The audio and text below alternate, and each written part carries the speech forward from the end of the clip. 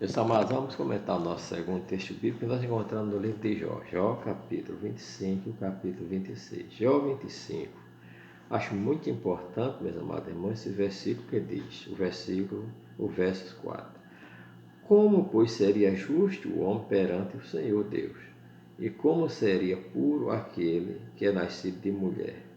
Olha, até a lua não resplandece e as estrelas não são puras aos seus olhos, enquanto menos o homem, que é um verme, e o filho do homem, que é um bicho. Meus amados irmãos, na verdade, esse livro de Jó, tanto Jó como mesmo seus companheiros, que ele acusa tudo, ele demonstra muita sabedoria e o poder de Deus.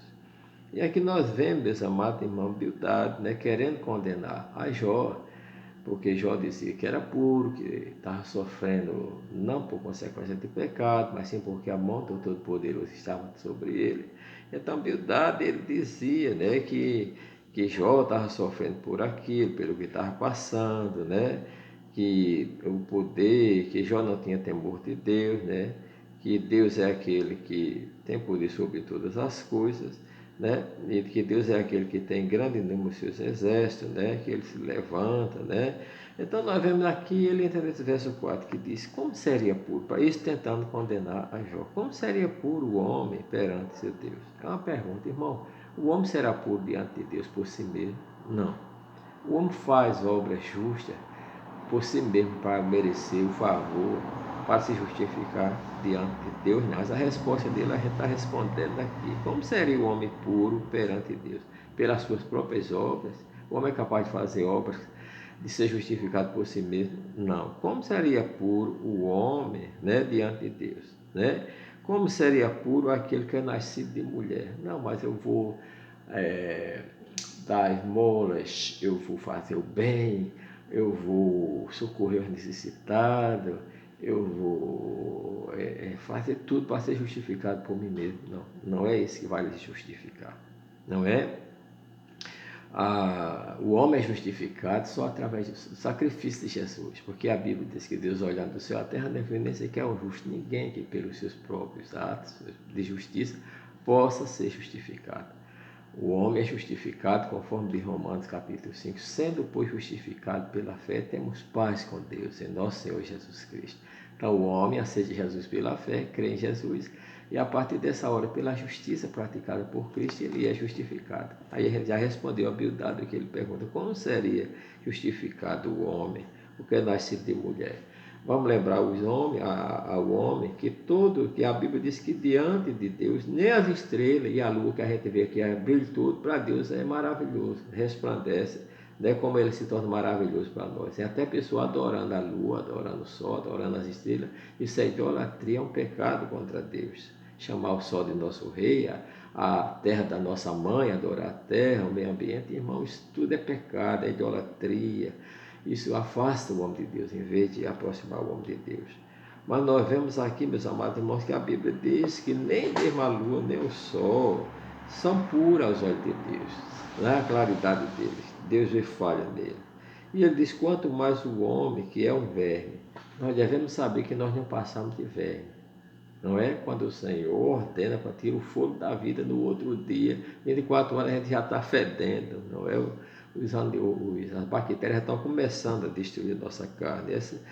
E o filho do homem, que é bicho, ele é um bicho, um bicho, um ser mortal, tão falível e tão fácil de ser destruído como os outros animais. O que é que tem de importante dentro de nós? É a alma e o espírito que o Senhor deu em especial aos outros. Nós fomos feitura, imagem e semelhança de Deus, mas o homem perdeu essa imagem, essa semelhança, através do pecado. E quando adquire de novo isso, quando a gente aceita Jesus, abandona o pecado, a gente readquire essa condição de união com Deus. O capítulo 26 de Jó repreende Bildade e exalta Deus. Porém, Jó respondeu e disse, como ajudaste aquele que não tinha força e sustentasse o braço ao que não tem vigor? Como aconselhaste aquele que não tinha sabedoria plenamente e lhe fizeste saber a causa? Para quem proferiste palavra? E quem é o Espírito que saiu de ti? Os mortos tremem debaixo das águas para com os seus moradores. O inferno está nu perante ele e não há cobertura para perdição. Então o inferno está nu, patente diante de Deus. Ninguém pode dizer, eu vou descer lá para a profundeza do mar, porque lá está nu diante de Deus. O monte também está nu diante de Deus. Eu vou para o inferno, que Deus não vai me ver lá. O Senhor vai estar lá, também Ele está, né, diante de Deus. Então ele diz, né, o norte ele estende sobre o vazio, suspende a terra sobre o nada. A terra suspensa aqui, você já viu as colunas da terra? Não, mas a terra tem coluna, tem. O que é a coluna da terra? É a palavra de Deus, é o poder de Deus que sustenta esta terra, né, meus amados irmãos? Né? Prende as águas em densas nuvens, e as nuvens não se rasgam. Já pensou, irmão? Deus prende as águas em densas nuvens com todo esse peso e as nuvens não se rasgam. Encobre a face do seu trono sobre ela e estende a nuvem. Então, isso tudo é o poder de Deus, essa maravilha. Marcou um limite à superfície das águas ao redor, até os confins da luz. Não é? Então, Deus marcou, disse, as águas só virão até aqui. Ele diz até o mar, até aí virão, e aí se quebrarão as tuas ondas impetuosas. Isso é que é Deus, né, irmão? O verso 11, as colunas do céu tremem, né, e espantam da sua ameaça. Então, o céu tem colunas, sim. Quem mantém as colunas do céu? O próprio Deus pelo seu poder. Né? Mas elas tremem diante da ameaça, quando Deus está irado contra o pecado, principalmente contra os homens pecadores. Com a sua força fende o mar, e com o seu entendimento abate a sua soberba. Então o mar se levanta com as ondas impetuosas, né? Essa semana eu estava vendo ali as ondas chamadas as ondas de Nazaré, né? E nós vemos ali que devido à diferença que tem no mar, as ondas se levantam muito grandes. O surfista procura para lá, para afastar aquelas ondas. Nós já vemos que aquelas ondas são detidas pelo poder de Deus, né?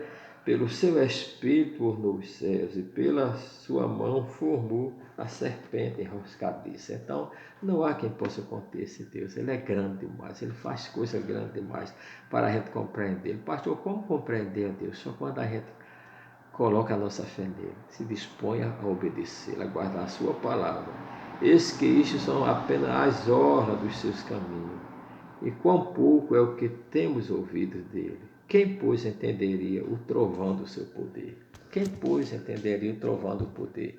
O povo de Israel viu a glória de Deus lá no Monte Sinai. O monte fumegava, a voz saía, o toque de buzina, e o povo temeu e disse, Moisés, não fale Deus conosco, fale tu conosco, porque nós não podemos ver esta grande visão. Então, quem entenderá, como diz Jó, irmão, o trovão do seu poder? Isso foi só uma limitação do poder de Deus. Moisés queria ver Deus pessoalmente. Deus disse, Moisés, tu não pode me ver. Eu vou colocar um lugar aqui sobre a minha mão, vou te colocar numa rocha e tu me verás pelas costas. O homem carnal não pode entender o poder nem ver o próprio Deus na sua glória. Mas graças a Deus, que Deus na sua plenitude se revelou através do seu Filho Jesus Cristo e se revela a cada dia para aqueles que buscam Ele. Eis que isso são apenas as orlas, não é? Dos seus caminhos. Não é tudo isso que tem revelado, é uma limitaçãozinha pequena daquilo que Ele quer revelar, mas sabendo que Ele quer revelar coisas grandes a nós. Resta a nós nos aproximarmos dEle, buscar a Ele, porque Ele faz coisas grandes, quer revelar coisas grandes a nós. Agora depende da nossa aproximação. Moisés viu a glória de Deus, falou com Deus face a face, se aproximou de Deus e Deus revelou-se a Moisés. Assim como um homem se revela com outro homem, Ele também quer se revelar a mim e a você. Nos aproximemos dele, criamos nele, façamos a sua vontade, que Ele quer operar grandemente em nosso meio. Que Deus abençoe.